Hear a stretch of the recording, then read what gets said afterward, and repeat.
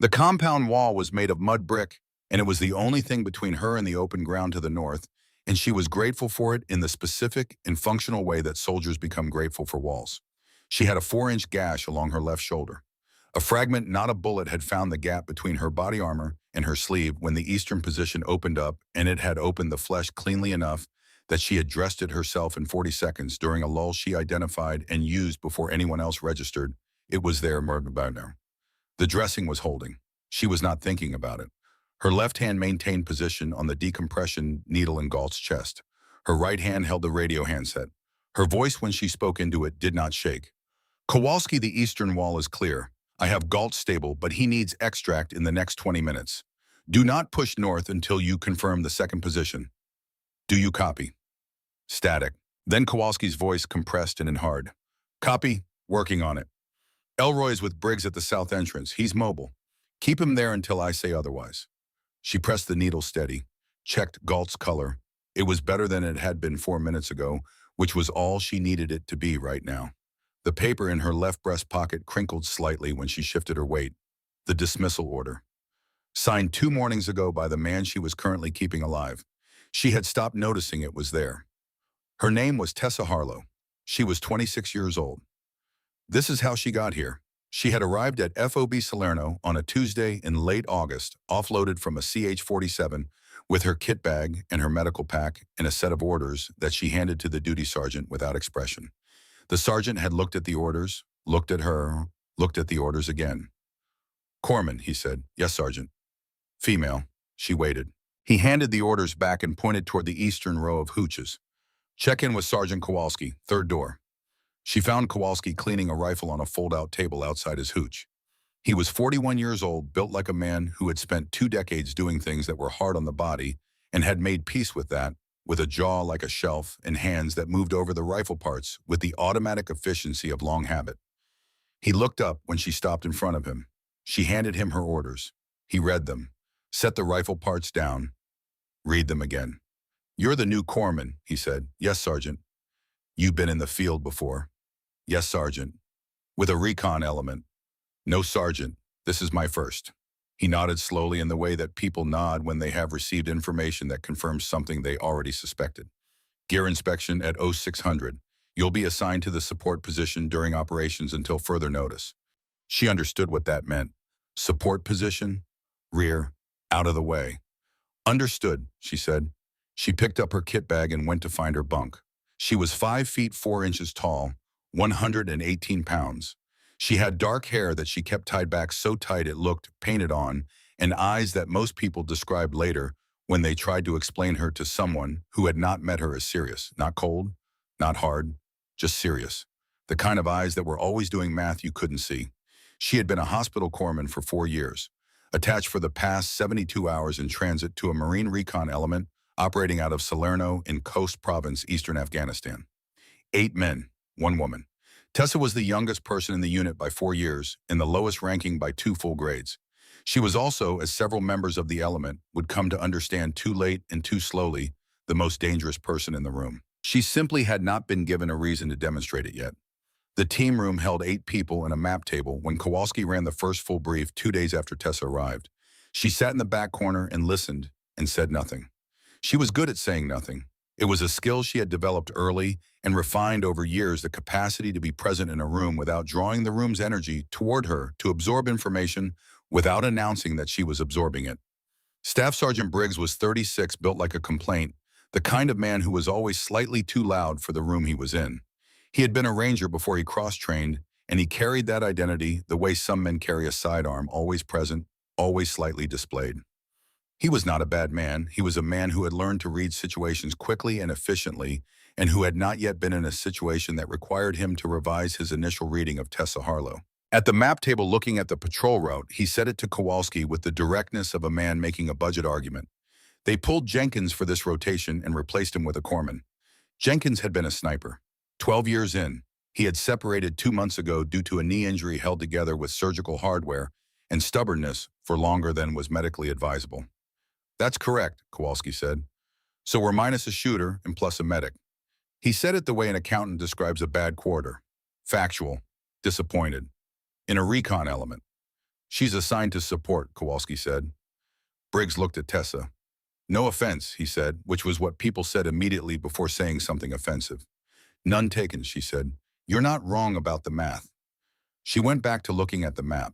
At the end of the table, almost invisible in the way that he had cultivated over 20 years of service, Chief Drummond watched her. He was 44, built out of decades of saying less than he knew, with a permanent quality of watchfulness that some people mistook for slowness.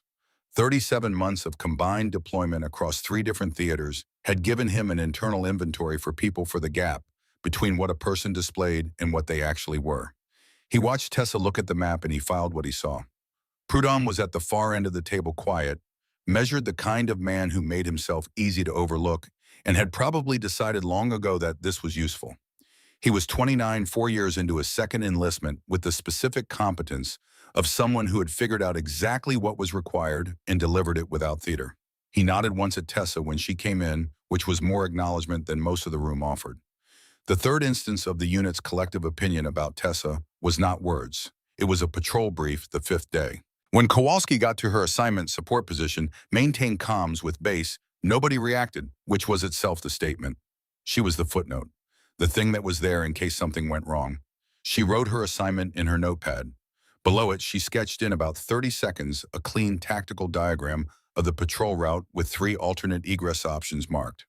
Drummond, seated across the table, read the diagram upside down. He said nothing. But he was thinking as the brief concluded, and the room began to clear about the gap between what this unit believed it had received and what it had actually been given. The medical kit in the southeast corner of the team room had been bothering her since day 2. It was the main trauma bag, the one they'd grab first if someone took a serious hit. Good bag, well stocked. But whoever had last replenished it had substituted a standard elastic tourniquet for the cat that should have been in the primary slot. For a femoral artery hit, the kind of bleed that dropped a person in 90 seconds, the cat was the difference between a tourniquet and a prayer. She swapped it on day 2 and said nothing about it. What changed the unit's first opinion about her was Elroy. Private First Class Marcus Elroy was 19 years old, from a small town in Georgia, which he mentioned frequently enough that it had become a kind of ambient fact about him. He was earnest and physically capable in the way of young men who had never yet tested themselves against something they couldn't outlast. Day 7.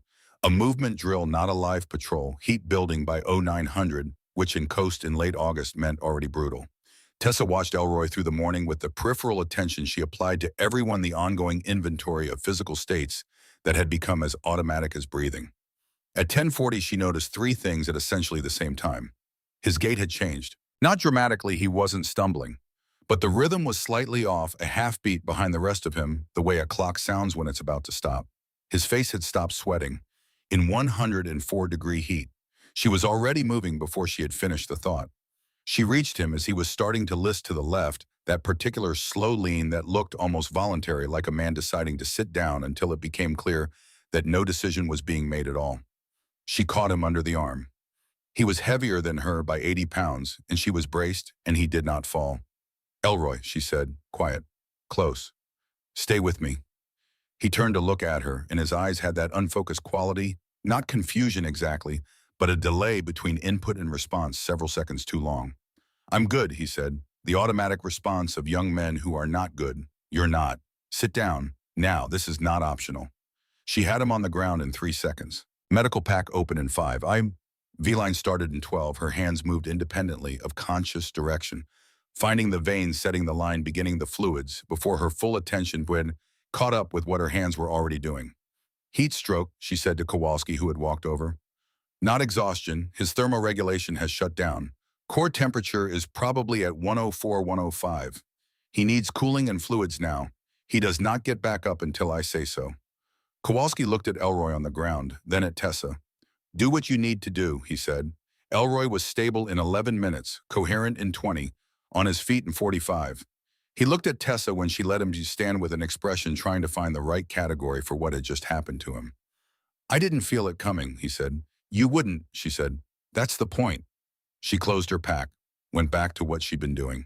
Briggs, who had watched the entire sequence, looked at his boots for a long moment. Then he went back to cleaning his rifle. But the set of his shoulders was different than it had been before. Not transformed, just updated. The kind of small adjustment that precedes a larger one. It was the Barrett that gave her away. She walked into the armory at the end of the team's equipment check without fully engaging the part of her brain that managed what her hands did in proximity to certain objects. She had been thinking about something else, the supply run to the vehicle pool, the 2 additional CAT tourniquets she had requisitioned and not yet received. The Barrett M8-2A1 was leaning against the equipment rack at the far end of the room. Someone had brought it in for maintenance, 50 caliber, nearly 5 feet long, 30 pounds unloaded. She saw it the way she saw most things peripherally, first cataloging without effort, and her right hand moved. A small adjustment of the fingers, an unconscious reach that she caught and stopped within half an inch of the rifle's stock. The hand pulled back and dropped to her side. Drummond was behind her. He saw it. The adjustment had been automatic, subconscious. The kind of automatic that came from somewhere specific, somewhere with repetition behind it, somewhere that had been built over years and had not gone away just because she had decided not to use it. He filed it away, said nothing. The dismissal order came on a Thursday morning. Tessa was doing her daily kit check when Kowalski found her. He stood in the doorway of the supply room for a moment before speaking, which was unusual for him. "Harlow, the colonel wants to see you."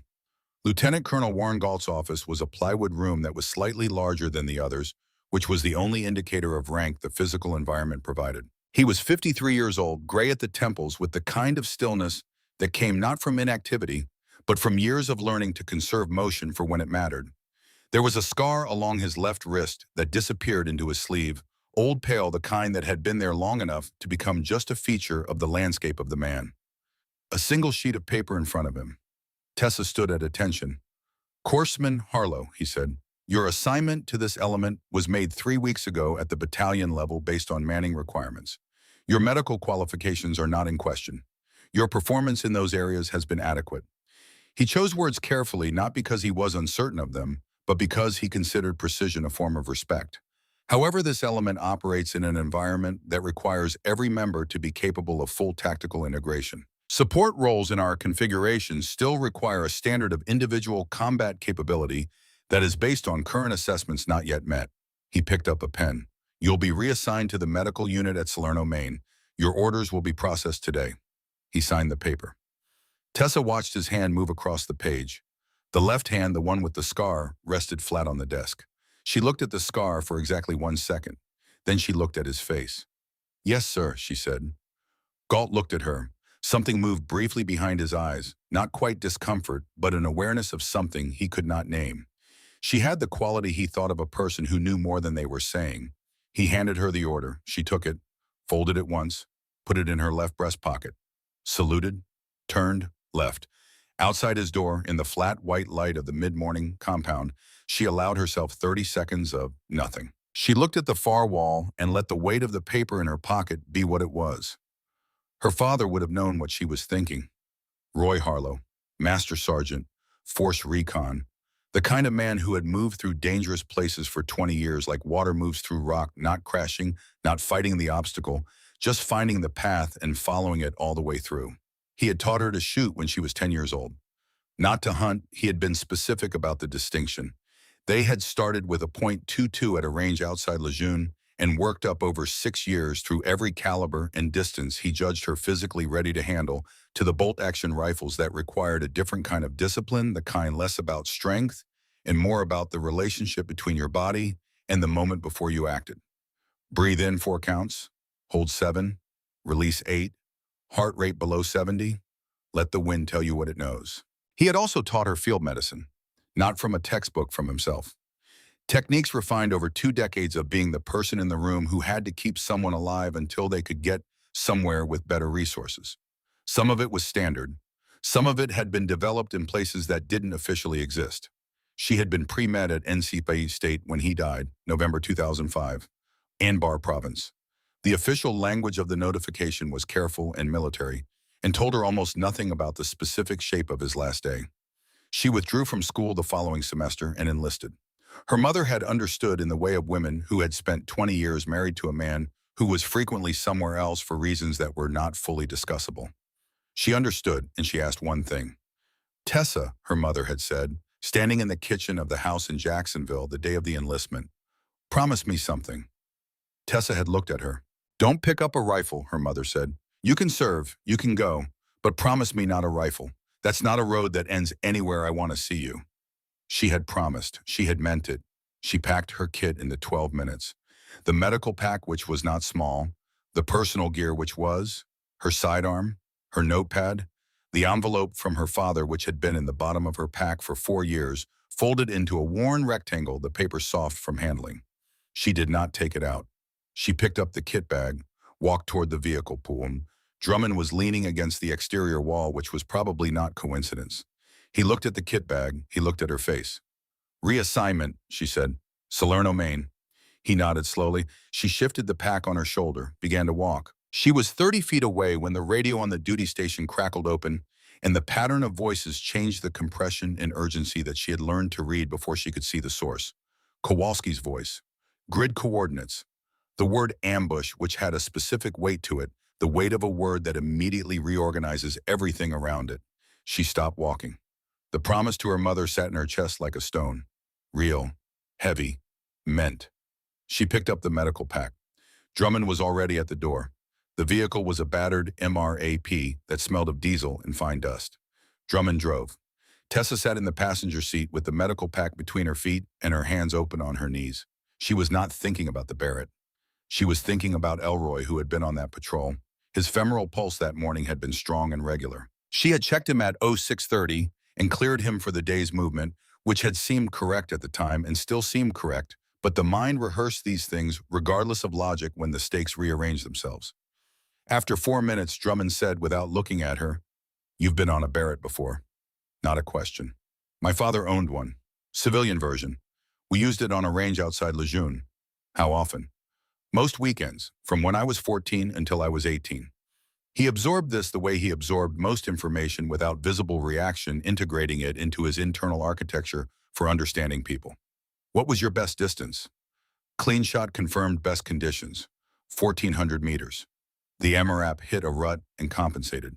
And in bad conditions, he said, 1,100, maybe 12 if the wind was readable. He nodded once, the nod of a man updating a calculation. They did not speak again until they could hear the firefight. The compressed, irregular percussion of small arms contact, the kind of sound that carried its own information if you knew how to read it. Sustained, not peaking, not resolved. Drummond brought the MRAP to a stop behind a collapsed wall 200 meters from the kill zone's southern edge. Tessa was out before the engine stopped shaking. She had the medical pack. She had her sidearm. She did not look at the Barrett in the back of the vehicle. Her father's voice somewhere in her memory, quiet and certain. The hand that heals and the hand that protects are the same hand, Tessa. The world just forgets that sometimes. She followed Drummond at a low run along the wall toward Kowalski's position. Kowalski was behind a section of compound wall with 2 other members of the element. He had the specific expression of a man who has been solving a problem for 9 minutes and has run out of immediate solutions. He looked at Drummond, then at Tessa. At her specifically, he paused. "Harlow, you're being reassigned." "Yes, Sergeant." "To Salerno, Maine." "Yes, Sergeant." There was another burst of fire from the northeast, close enough that everyone moved slightly closer to the wall without deciding to. Tessa was already moving past Kowalski toward the man on the ground behind the second section of wall. Elroy, he was conscious. The wound was in his left thigh lateral, and whoever had gotten to him first had applied pressure, but had not gotten a tourniquet on. She was on her knees beside him before she had finished assessing. "Elroy," she said. He turned toward her voice with the particular gratitude of someone waiting for a known quantity in an unknown situation. "Doc," he said, "keep talking. Pain level. 7. Okay." She worked the cat above the wound site, tightened until he made a sound through his teeth. "That goes to 9 for a minute, and then it stabilizes. Don't fight it." "Copy," he said. She checked the wound, heavy bleeding but not arterial, she could tell by the color and the rhythm. The femoral was intact. He was not going to die in the next 10 minutes if she kept pressure on this and got him clear of the direct fire zone. She looked up. Drummond was looking at her with the expression of a man who has already reached a conclusion and is waiting to see if the other person reaches the same one. Kowalski crouched beside them. "Our long gun is down. Prudhomme took it in the opening exchange. He's stable, but he's not shooting. I've got nobody with the range to touch that roofline from any position we can reach."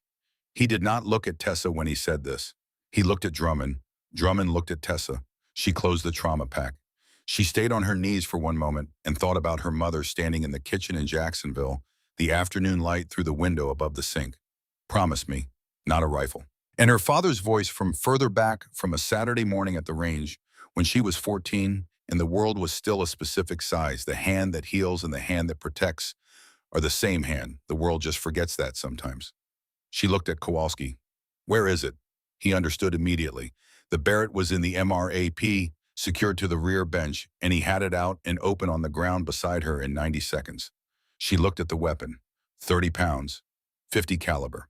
The civilian version her father had owned had been similar in weight, slightly different in configuration. This was the M82A1 semi-automatic, where the civilian had been bolt action. The fundamentals were the same. The physics were the same. The conversation between the shooter and the weapon, and the air between the muzzle and the target, was the same conversation she had been having since she was 14 years old. She picked it up. The weight was exactly what she remembered. Something in her hands went quiet. She moved to the best available position, a gap in the wall at the northern end of their section, the angle shallow but workable sightline toward the elevated position without full exposure. She set the bipod. She adjusted for her size, which required a specific modification of the standard prone position that her father had taught her when she was 15. It had taken 6 sessions to make it automatic. It was automatic now. Third building from the alley, Kowalski said beside her, northeast corner roofline. 2 shooters. Last confirmed position was left of the water tank at the roof edge. Distance, 750, approximately. Wind, a pause. The fact that she asked it first before anything else shifted something in his expression. From the northwest, 8 to 12 knots, not consistent. She settled into the stock, eye to the scope. The roofline came into resolution, pale mud brick, the rounded edge of a water tank, the flat hard light of late morning. She found the left edge of the tank, held. Her breathing slowed. 4 counts in, 7 held, 8 out. She had done this 10,000 times. In rain and wind and cold that made the trigger feel like ice, and heat that made the scope shimmer. She had done it with her father standing 6 feet to her right, saying nothing, because by the time she was 16, he had understood that the best thing he could give her was silence and trust, and those were the things she ran on. She found the position, left of the tank, a shape that was not the wall. She adjusted for wind, for angle, for bullet drop at this distance with this caliber. She pressed the trigger. The recoil drove back through her shoulder, enormous, real, the kind of force that required the whole body to absorb, or it would find the weakest point and break it. She had been braced. She took it. She came back to the scope. The shape had not moved. She breathed, adjusted. 3 clicks right, half a mil down.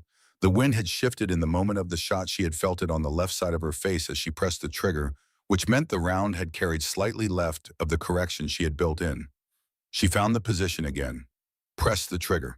The shape dropped behind the wall and did not come back up. She stayed in the scope, watched the space where the shape had been. 8 seconds, 12, 15. Nothing moved.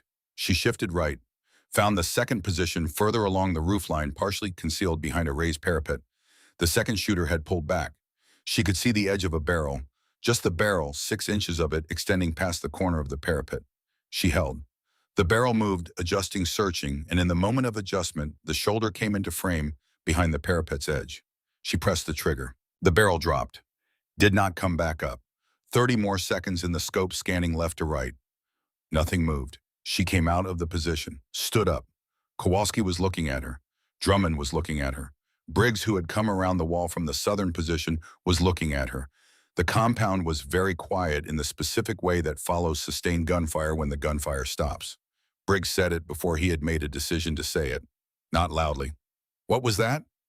750 meters, she said, approximately. You missed the first shot. Wind shifted. I adjusted. He looked at Drummond. Drummond's expression had not changed, which somehow disturbed Briggs more than if it had. Kowalski said, his voice even. Harlow, where did you learn to shoot? My father taught me. What was your father? Marine, Force Recon, Master Sergeant. She paused. Roy Harlow. The name produced no reaction in Kowalski. Roy Harlow had been dead for 5 years, and the institutional memory of specific people did not persist the way families sometimes believed it did. But Drummond went still. Not the stillness of no reaction. The stillness of a man who has heard a name connect to something he had not expected and is holding that connection very carefully while he determines what it means. Tessa did not see this. She had already turned back to Elroy. They extracted the full element in 20 minutes. Two wounded Elroy and Prudhomme, both stable, both moving under their own power with assistance by the time the MRAP reached Salerno's eastern gate. She managed both of them simultaneously, triaging, prioritizing, moving between them with the quiet efficiency of someone solving equations that had a specific answer requiring only correct execution. On the drive back, Kowalski sat in the front and did not say anything for a long time. Then he said to Drummond, "What do you know about her file?" "Why?"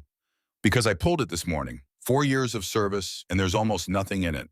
Basic training records, corpsman school, one deployment notation from a unit in Lejeune with almost no detail. And then she shows up here." He looked at the side of Drummond's face. "That's not a normal file." "No," Drummond said. "It's not. You know something about it." A long enough pause to be an answer. "I know someone pulled documentation from her service record before she arrived here. I don't know who authorized it. I found out 2 days ago." "Why would someone do that?" "That's the right question." From the cargo area, Tessa's voice, low and even, said something that settled Elroy. Kowalski listened to it without turning around. "She doesn't know," he said. "She knows her file is thin," Drummond said. "She hasn't said anything about it, but she knows."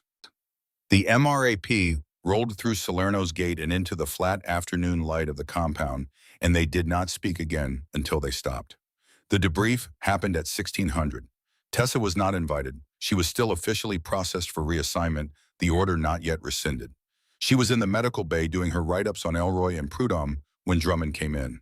He sat across from her. He put a folder on the table between them. He did not open it immediately. He had put in a records request 4 days after she arrived, not for her file, which he had already seen was thin, but for Galt's medical history, specifically the incident documentation from the 2008 administrative period. He had a contact in the JAG office at Lejeune who had owed him a favor since 2006. The form had come through that morning before the ambush, before everything else, and he had been carrying it in his jacket ever since. She looked at the folder, then at him.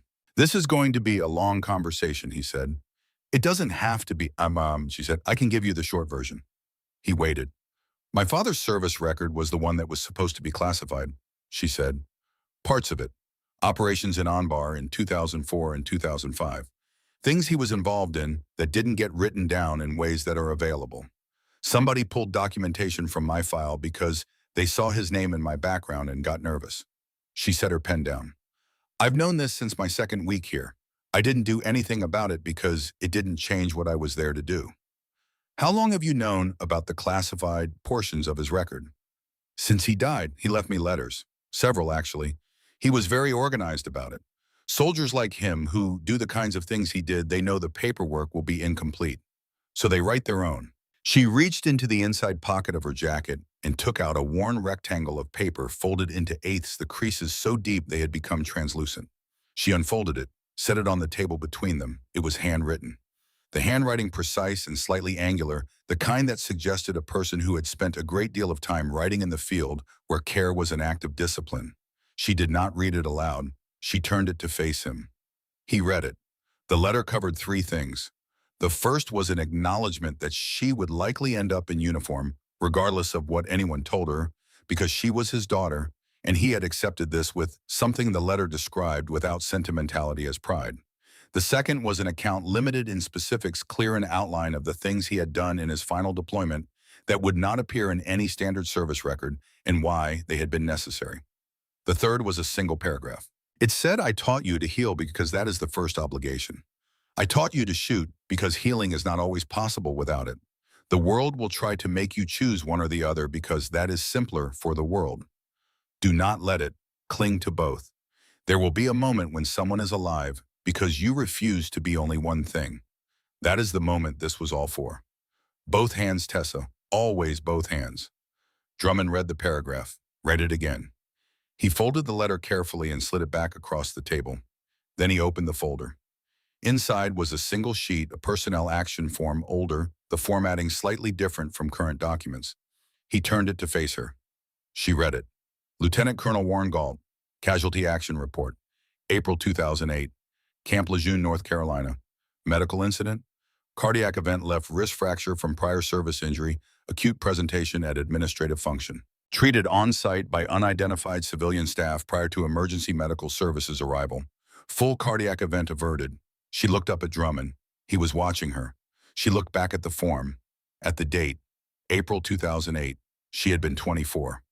Working 2 jobs, Corman school tuition was manageable on an E4 salary only if you were creative about supplemental income. One of those jobs had been service work at the officers' club at Lejeune, the kind of work that was invisible and necessary and paid in cash. She remembered the night, a formal event, a man she had not known the name of going down between one moment and the next, the specific quality of it, the way his weight shifted before he fell, which she had seen from across the room, and started moving toward before she was aware of making a decision. Her training had taken over. 8 minutes of CPR and improvised intervention before the paramedics arrived. The base administrator had asked the event staff to clear out before the press arrived. She had cleared out. She had not known the man's name. She looked at the form, at the name. Warren Galt. She sat very still. He's been trying to find out who helped him that night for 2 years, Drummond said quietly. The event log listed the medical intervention as provided by unidentified staff. He hit a dead end. A pause. He doesn't know it was you. The compound's sounds came in from outside vehicles' generators, distant radio traffic. All of it indifferent. She thought about her father, who had also saved a life without a name attached to it, who had done the right thing in a place that didn't officially exist for a man who didn't fully know who he was thanking and had come home and said nothing about it because that was simply what you did.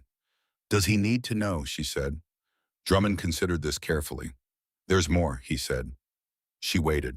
Roy Harlow, he said. Anbar Province, November 2005. She went very still. I was there, Drummond said. Not in his unit, adjacent, liaison element. I was at the compound when they brought in Galt.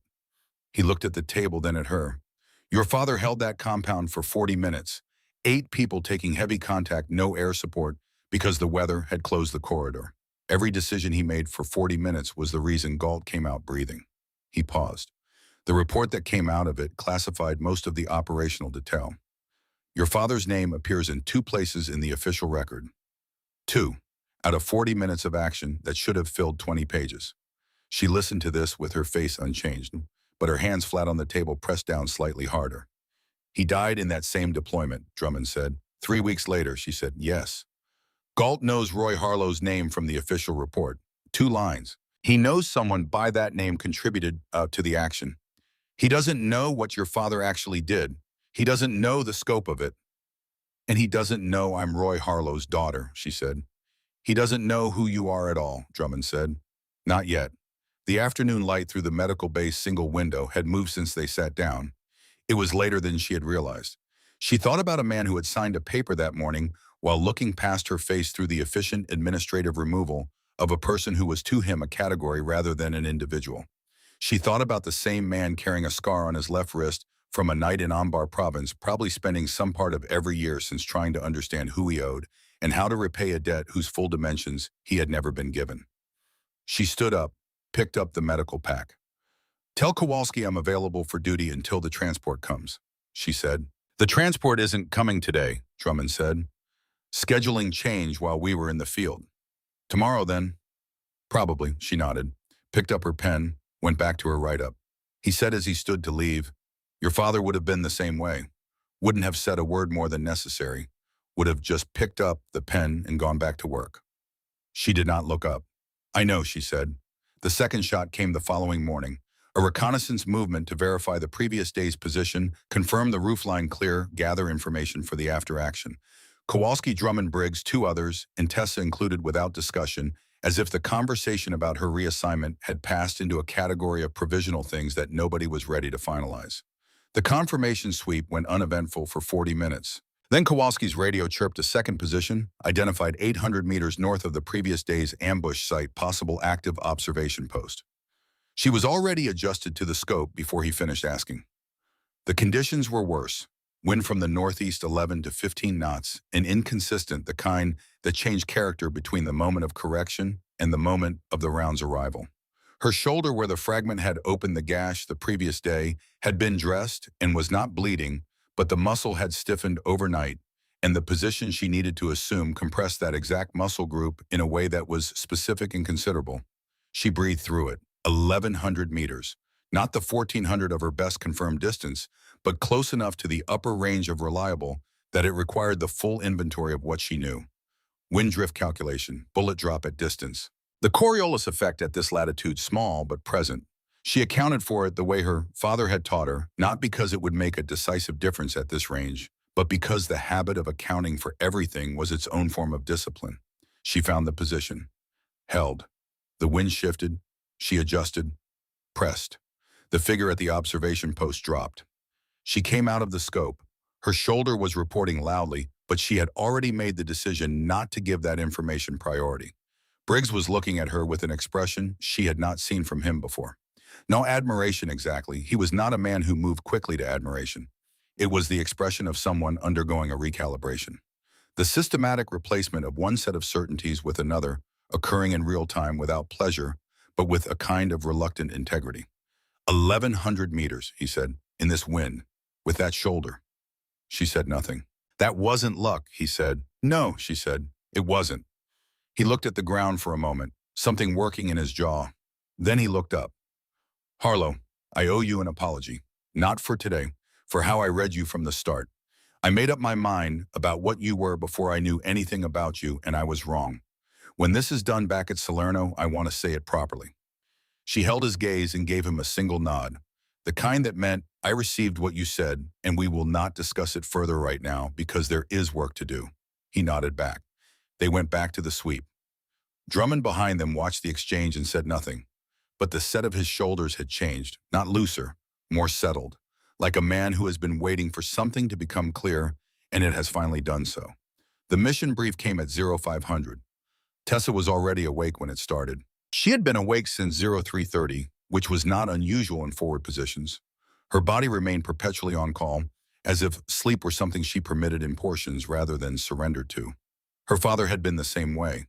Her mother had described it once not unkindly as the occupational condition of people who had decided the world needed watching. She sat in the back of the briefing room and listened to Kowalski lay out the operation. The target was a compound 6 kilometers northwest of Salerno, in a valley corridor used for insurgent supply movement for the better part of 2 years. Intelligence had confirmed a coordination meeting scheduled for that morning, multiple principals a window of approximately 4 hours before the group dispersed. The objective was observation and documentation with interdiction authority if the situation required it. 8-man element, movement at first light. She looked at the map. She had a precise memory for terrain. Her father had developed this in her deliberately, the capacity to hold a physical space in her mind and rotate it and understand it from angles she had not yet physically occupied. The valley had 2 natural choke points and 1 elevated position to the east that commanded the entire approach corridor. She noted all 3 without writing them down. Kowalski looked at her across the room at the end of the brief. Harlow, you're with us. The dismissal order was still in her left breast pocket. Nobody had said anything about it since the previous afternoon. She understood that the military's administrative processes and its operational realities were 2 systems that frequently operated on different schedules, and that the people in this room had made a collective decision, without formal discussion, to let the discrepancy exist until the situation resolved it. She picked up her pack. Yes, Sergeant, she said. They moved out at 06:15 into a morning that was gray at the edges and cold, the temperature sitting somewhere in the low 50s with a wind from the northwest that would warm as the day developed but hadn't yet. 2 columns along the valley floor using the terrain features for cover, the way the terrain intended if you read it correctly, which Kowalski did. Tessa moved in the second position of the left column behind Drummond ahead of Briggs. Briggs moved behind her in silence that had a different texture than before. Not absence, something more like attention. The compound came into view at 7:48, stone and mud brick, a central structure with 2 outbuildings, a wall on the eastern side partially collapsed and reinforced with timber and corrugated metal, vehicle tracks in the soft ground to the south. Recent. The intelligence had been correct. Kowalski set them into observation positions along the ridge that overlooked the compound from the northeast. Standard setup. Tessa was assigned to a position 20 meters behind the main line, close enough to respond far enough back not to be the first person hit if things went loud. She set her medical pack beside a rock formation and ran her pre-positioning inventory. Both cats, primary slots. Chest seals, IV kit, hemostatic gauze. She went through it the way musicians run scales, not because she doubted the result, but because the process was a form of discipline, a way of establishing her relationship to the moment before the moment required something of her. The compound below was quiet. At 0912, it stopped being quiet. She heard the first shot before she understood where it had come from, A single crack that in the still air of the valley had a sharpness that domestic sounds never achieved. Then the radio burst open with Kowalski's voice, and then the compound below was suddenly alive in the specific way that compounds become alive when something has gone badly wrong with a plan. The movement team had been positioned on the southern approach for interdiction. They had moved on a principal who attempted to leave early. The contingency protocols had partially worked. Galt was down. She heard this on the radio in the same second that she was already moving the medical pack swinging onto her back, her body calculating route and speed and cover, before her conscious mind had fully framed the problem. Drummond's voice on the radio position south of the compound wall, 2 men down, one critical. Critical meant something specific. It was not a word used loosely here. It meant the margin was narrow and the timeline was immediate, and something needed to happen in the next several minutes or the margin would close. She came around the southern end of the ridge at a low run, using the collapsed wall section for cover, and found the position. Galt was on his back behind the compound wall. Prudhomme was applying pressure to a wound in his chest with both hands, correct technique, but insufficient, the situation developing faster than manual pressure could address. She dropped beside them. One look told her everything she needed. Entry wound left chest lateral, consistent with a round that came from the western angle during the initial exchange. His breathing was wrong. She heard it before she touched him, the particular quality of a chest not moving air, the way it was designed to one side working and one side not, the breath shallow and rapid, and the color of his lips already beginning to shift. Tension pneumothorax, air accumulating in the pleural space, collapsing the lung, beginning to shift the mediastinum. She had seen it twice in training and once in the field, and the pathophysiology was clear in her mind, the way a road is clear when you have driven it in daylight, every turn known, every decision made before you reach it. 2 minutes, perhaps 3. After that, the pressure on the heart would reach a threshold that would not be reversible in the field. "Move your hands," she said to Prudhomme, not harshly, clearly. He moved. She had the chest seal out. The wound was anterior enough to seal the first thing she needed to confirm, and it was. She sealed it. Then she reached into the pack for the needle, 14 gauge, 3.5 inch, the decompression needle, and she found the second intercostal space mid-clavicular line, the position so precisely defined in her training that her fingers went to it without searching. A single clean motion. The air hissed out. Galt's next breath was different. Not fully corrected, he would need a chest tube, a surgical team resources not available in a compound valley and coast province, but different. The pressure had released. The heart had room. He was in the next 2 hours instead of the next 2 minutes. She was monitoring her left hand, maintaining position on the decompression needle, when she heard Drummond's voice behind her, very controlled. "Harlow, east wall, shooter, 40 meters. She finished the breath count 1, 2, 3, 4 adequate and confirmed Galt's pulse under her right hand. Then she looked up. The shooter was on the remains of the east wall, partially exposed, the rifle swinging toward the cluster of people at the compound's southern interior. 40 meters. At 40 meters, this was not a precision problem. This was a reaction problem. She looked at Drummond. He had the Barrett. He had been carrying it on the movement because the valley terrain favored long engagement. But Drummond was a competent shooter, not a trained sniper, and the angle between where he was and where the shooter was required a movement that would cost time they did not have. She was already in a different position. Lower. The angle was better from where she was. She took the Barrett from Drummond with her right hand. Her left hand stayed on the needle. There was no protocol for this. No manual entry, no assessment rubric. It was simply the problem as it existed and the tools she had and the time available, which was shrinking. She settled the stock against her right shoulder. Left elbow to the ground, the needle angled correctly, her left hand maintaining the position required to keep the decompression effective. Her right hand worked the weapon, adjusting, finding the position scope unnecessary at this distance. Iron sight's point of aim, point of impact. She breathed. The shooter moved. She tracked. She pressed the trigger. The figure dropped behind the wall and did not come back up. She held position. 5 seconds. 10. Nothing moved on the east wall. She set the Barrett down. Both hands went back to Galt. The compound had gone quiet in the specific way of places where a great deal of sound has just stopped all at once. She heard Briggs say from somewhere behind her, in a voice that had no performance in it, "Both hands." She did not respond. She was monitoring Galt's breathing, counting, assessing the calculation of his next 10 minutes running continuously in the part of her mind that did not stop for anything. He was conscious. She had not been certain of this until his eyes moved toward her face, finding her with the particular effort of a person coming back from the far edge of themselves. Stay still, she said. Pneumothorax. I've decompressed it, but you need to stay still and breathe slowly.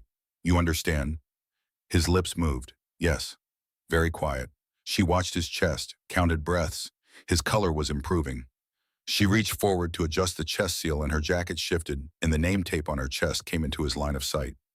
He read it. She saw his eyes stop. Harlow. The letters arranged in the specific order he had written in his own handwriting, in the subject line of a letter of condolence sent to a family in Jacksonville, North Carolina, in December of 2005. The letters that appeared twice in an official report that had classified the most important things about the man to whom those letters had belonged.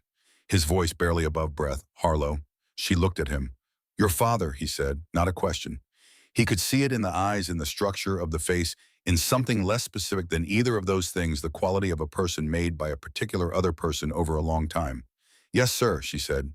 He closed his eyes for a moment, opened them. The thing that passed across his face was complicated, and she did not try to name it. He saved my life, Galt said. Anbar, 2005. I know. I wrote the report. His breathing was working now, the rhythm better. 2 lines. It should have been 20 pages. But the classification level required. He stopped. Something in his jaw tightened. It was inadequate. I knew it was inadequate. She was checking the chest seal, doing the work while he spoke. Camp Lejeune, he said, in 2008. She looked at him, met his eyes directly. Yes, sir. He held her gaze for a long moment. The things that moved in his expression were not small things, but he was a man who had spent 30 years managing large things within a contained exterior, and the containment held. What came through was not sentiment. It was the adjustment of a man whose understanding of his own history has just been fundamentally revised. I signed your dismissal order, he said. Yes, sir. He absorbed this, the full geometry of the last 2 days arranging itself into its actual shape. Harlow, he said, sir, you have the worst luck in the United States military.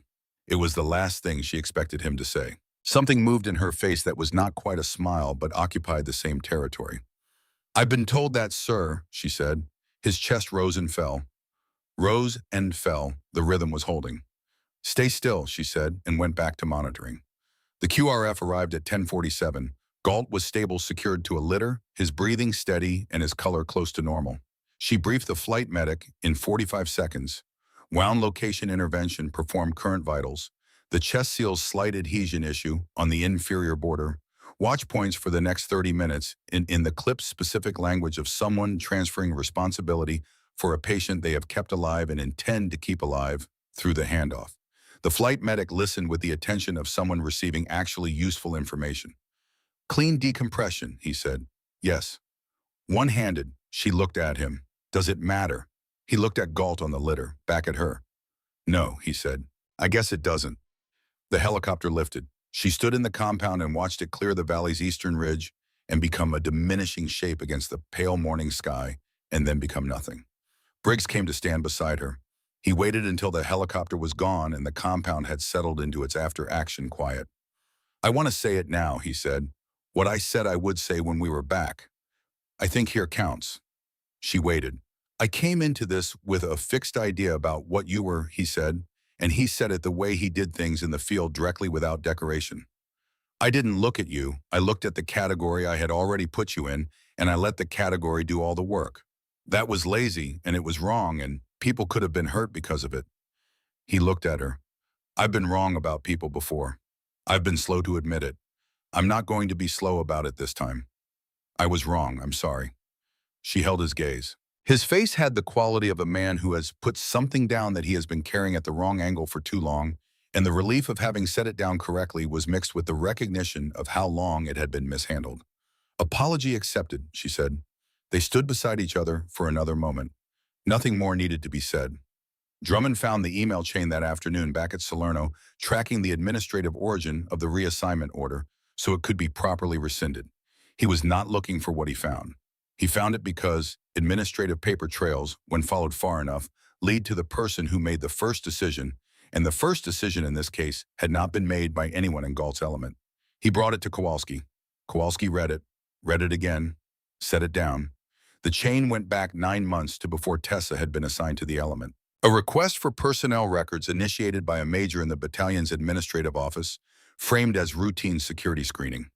The response had flagged Tessa's file because of her father's name, Roy Harlow, whose partial record intersected with classified operational files that the record system had a standing alert on. The major had written an internal memo recommending against assignment of Corpsman Harlow to recon elements due to, in his language, uncertainty regarding family background and potential for operational complexity. The memo had no specific evidence, no incident report, nothing except the reasoning that the daughter of a man who had done classified things might, by virtue of that association, be a source of difficulty. It had traveled up the chain and been incorporated into the assessment that reached Briggs as a briefing note characterizing Tessa as a marginal fit for the element. Briggs had taken the characterization at face value. Kowalski had seen the same note and made the same assumption. The characterization had never been based on her performance. It had been based on her father's name and the discomfort of someone who did not want that name in proximity to files he was responsible for protecting. Kowalski sat with this for a long time. He thought about the Barrett at 750 meters in contact conditions. He thought about Elroy's color returning under 12 minutes of correct field intervention. He thought about the decompression needle held in position with her left hand while her right hand handled the weapon. He thought about 3 weeks of quiet professionalism met with the ambient dismissal of a unit that had already decided what she was before she arrived. He thought about her face when she received the dismissal order, the way she had folded it once and put it in her pocket and said, "Yes, sir," and turned and walked out without a word more than was required. He picked up the email chain and went to find Galt. Galt was in the medical bay at Salerno, Maine, sitting up when Kowalski came in, and men who sat up were managing their situation rather than being managed by it. He looked at the email chain for a long time. Then she knew. She told Drummond she had known since the second week, Kowalski said. The file was thin enough that she understood something had been done to it. She knew, and she said nothing. "No, sir." Galt set the chain on the bed. He looked at the wall. "Who wrote the memo?" he said. "Major Caldwell, battalion admin." "Pull his reassignment paperwork. I'll review his file personally." A pause. "I want a personnel action form, formal reinstatement. Corpsman Harlow assigned to this element effective immediately, the dismissal order voided. And I want her record corrected, everything removed, I want it restored. If the records office needs authorization above my level, I will make those calls personally." "Yes, sir." "One more thing." He looked at Kowalski directly. "There is a commendation package in my field desk. It's been there for 6 years, addressed to the family of Master Sergeant Roy Harlow. I've been trying to find a current address for 6 years. The original address I had was a house in Jacksonville that the family had left." Something moved in his face and was contained. "I know where the family is now." Kowalski understood without being told anything more. He nodded once. "Bring Harlow here," Galt said. "This evening." She came at 1800. Drummond walked her to the door and did not follow her in. Some conversations required only one person and a closed door. Galt was sitting up, the field desk open beside him, a form on the bed, and something else beside it, smaller, in a velvet presentation case worn at the corners from handling. She stood just inside the door. "Sit down, Harlow," he said. She sat in the chair beside the bed. "I've spoken to Kowalski," he said. "There is a personnel action form here that reinstates your assignment to the element and voids the dismissal order. The file removal is being addressed at the records level. None of that is a favor. All of it is a correction of things that should not have happened." She looked at the form. "Yes, sir." "I want to say something else," he said. "Something that is not administrative." He picked up the velvet case. He held it for a moment before he opened it in the way of someone who has held a thing many times and is aware of its weight, which is not only physical. He opened it. A bronze star medal. The bronze 5-pointed star on the ribbon. The citation card in his handwriting. She recognized it as the same hand that had been on the condolence letter her mother had kept in the box in the closet of the house they moved to after Jacksonville. "Your father was recommended for this," Galt said. The recommendation went up the chain and was held at the classification level of the operation. He never received it. He set the case on the bed between them. "I requested a posthumous authorization 2 years ago. It was approved 8 months ago. I have been carrying this since then, trying to find you." She knew about the Bronze Star recommendation. Her father's letter had mentioned it briefly, characteristically, in the way he mentioned things that had to do with his own recognition, which was with a kind of wry distance from the subject, as if honors were things that happened to a different person who happened to share his name. He had written, "They're recommending me for something." I imagine it'll get lost somewhere in the paperwork, which is fine. The work was the point. She picked up the metal. It was heavier than she had expected. Or perhaps she had known exactly how heavy it was, and the expectation of the moment had arranged itself around the weight rather than the other way. She turned it over, the citation card in Galt's handwriting for actions in Ambar Province, November 2005. Master Sergeant Roy Patch Harlow, USMC, service above and beyond. Given with the full understanding that words are insufficient. The last sentence was not standard citation language. It was his. She held the medal for a long time. Galt watched her without speaking, which was the right thing to do. When she looked up, her face was what it had always been composed, the serious eyes that did math you couldn't see. But something beneath the composition had shifted very slightly. The way a foundation shifts when a heavy thing has been set down correctly after a long time carried at the wrong angle. He would have made a joke, she said, about the paperwork. Galt's face changed, the precise control of it relaxed just slightly around the eyes. He did make a joke, on the radio before the extract. I was barely conscious. I remember it. She almost smiled. He had a lot of them. Most of them were bad. That sounds right, Galt said. They sat in the particular quiet of two people sharing a loss that is shaped differently for each of them, but occupies the same space. She closed her hand around the metal. Thank you, sir, she said. He shook his head, slightly. The debt is mine, has been for a long time. He looked at her directly. He saved my life in the 2005. You saved it twice more, 2008 and today.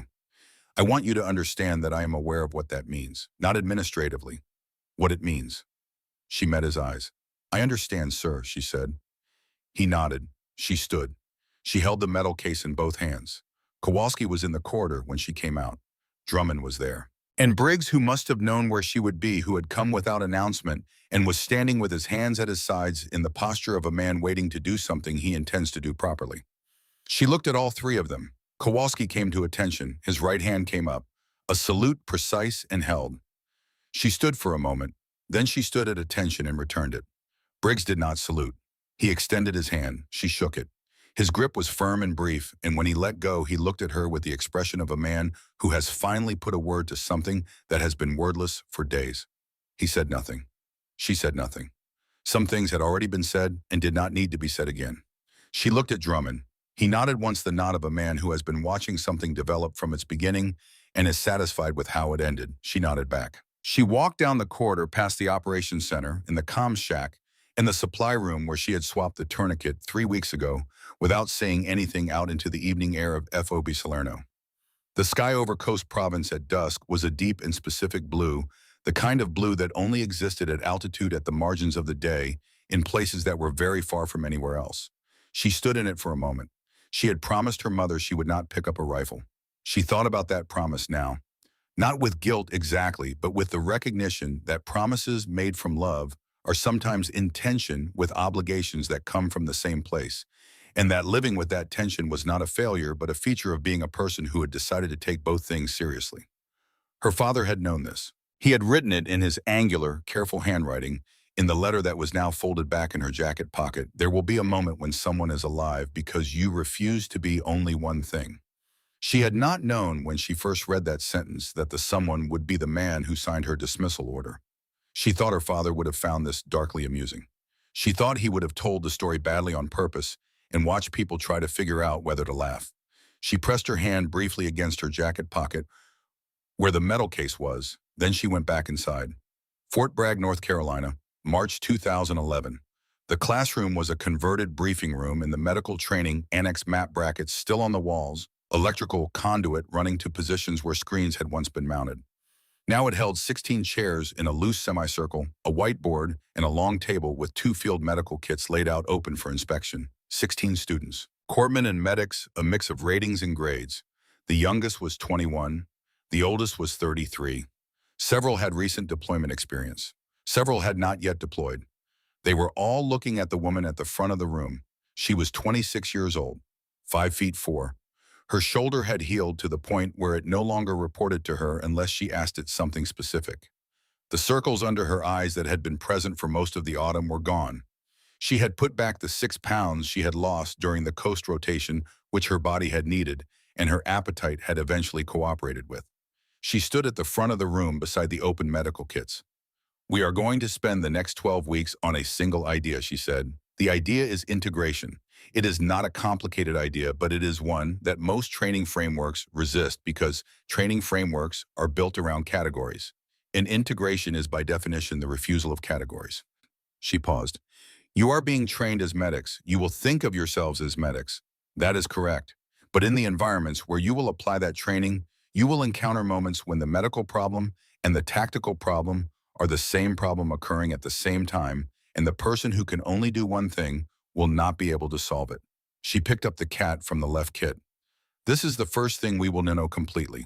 The mechanics, the application, the failure modes, the conditions under which a standard tourniquet is insufficient, and what you do instead." She set it down. "Then we are going to the range, and you are going to learn what your hands can do when they are required to do more than one thing." A student in the front row 23, attentive with the specific look of someone already organizing what she heard into internal categories, raised her hand. "Ma'am, will we be qualifying on specific platforms?" "We will be qualifying on the principles," Tessa said. "The platform is secondary. The principle is that your hands know what they're doing regardless of what they're holding." She looked at the student. "What's your name?" "Corman Reeves, ma'am." "Reeves, have you deployed?" "No, ma'am. Orders for Camp Pendleton after this course." Tessa looked at her for a moment. The particular quality of alertness that wanted to be competence and hadn't yet had the chance to become it. "Then you will learn it here," she said, "so that the first time you need it, you've already done it." She turned to the whiteboard. She wrote 2 words. "Both hands." She looked at the 16 people looking at her. "Everything else," she said, "is detail." That evening, she sat in the small office assigned to her for the duration of the course and called her mother. Her mother answered on the second ring. She always answered on the second ring. Answering on the first communicated anxiety, and her mother did not allow herself to communicate anxiety about things she could not control. The second ring was composure. It always had been. "Tessa," her mother's voice unchanged by distance or time or years of receiving phone calls that could have carried any news at all. "Hi, Mom. How are you?" "Good. The course started today. 16 students. Are they attentive?" "One asked a good question in the first 10 minutes. That's a reasonable indicator." Her mother made the small sound that meant she was smiling without choosing to display it. "You sound like him when you say things like that." Tessa was quiet for a moment. "Mom," she said, "do you remember you made me promise something the day I enlisted?" A pause. Her mother's pauses had their own vocabulary. This one meant, "I know what you're going to say, and I have been thinking about how to respond to it for some time." "I remember," her mother said. "I broke it. The part about the rifle. I broke it twice. Once because the situation required it, and there was no one else, and people would have died. And the second time for the same reason." Her mother was quiet. "I should have told you before now," Tessa said. "You're telling me now," her mother said. "I know. I needed to understand how I felt about it first, before I explained it to someone else." "And how do you feel about it?" She looked at the metal case on the desk, at the whiteboard she had brought into the office so she could see the 2 words while she sat here. "I think," she said slowly, "that the promise I made was about keeping myself safe. That what you were really asking was that I not become something consumed by one way of being in the world." She paused. "I think I've done that. I think I'm both things, and that's what he wanted. What he trained me for." Her mother was silent long enough that Tessa counted the seconds. "He told me once," her mother said, "that the thing he worried about was that you would get into the world and let the world tell you which part of yourself to use. He said, you know how he was with metaphors. He avoided them whenever possible. But he made an exception. He said it was like training someone to use both hands and then watching the world reach in and tie one behind their back." A breath. "He was proud of you before you'd done anything to be proud of. You should know that. It was just there in him from the time you were small." She pressed her free hand flat on the desk. "I know," she said. "You sound like you're carrying something," her mother said. "I got something of his, that I'll bring when I come home." She looked at the velvet case. "Something he earned," she said. "That should have reached you a long time ago." Her mother understood the way she understood most things that circled around Roy Harlow, which was deeply and quietly and without requiring the specific words. "Come home soon," she said. "I will." She ended the call and sat for a while in the quiet of the office. Outside, Fort Bragg made its ambient sounds, the generators and the distant vehicle movement, and the cadence of a training run somewhere to the north. the caller's voice carrying but the words indistinct. She opened the metal case. She had looked at it many times since Galt placed it in her hands in the medical bay at Salerno.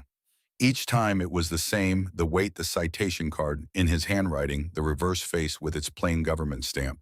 And her father's voice reading it to her in her memory without trying, "They're recommending me for something. I imagine it'll get lost somewhere in the paperwork, which is fine. The work was the point.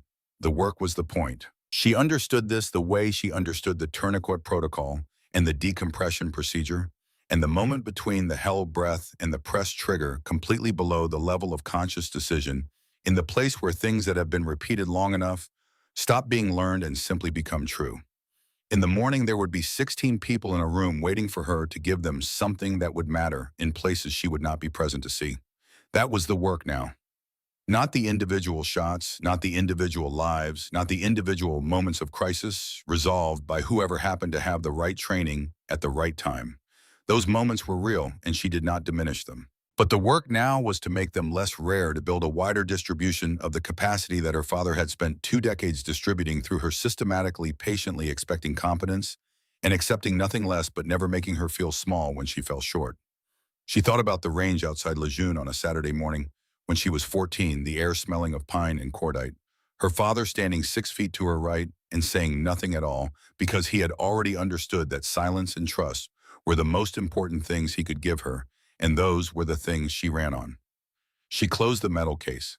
She set it in her jacket pocket where it would stay until she brought it home.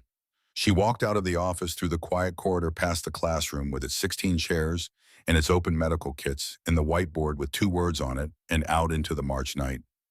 The air was cold and clear. Stars over Fort Bragg, more than you would expect this close to a built environment, visible between the base lighting in the patches of genuine dark. She stood in the cold for a moment with her hands at her sides. Her shoulder was quiet. Her hands were steady. The weight of the metal in her pocket was exactly what it was: not heavy, not light, but specific, real. Placed correctly after a long time misplaced, and she had learned it in the past 6 months that this was often the most important part of any reckoning, not the recognition itself, but the accuracy of where it finally landed. Tomorrow the class started at 0600. She had the first question already written on the whiteboard, waiting for 16 people who did not yet know what they were capable of. She did. She turned and went back inside.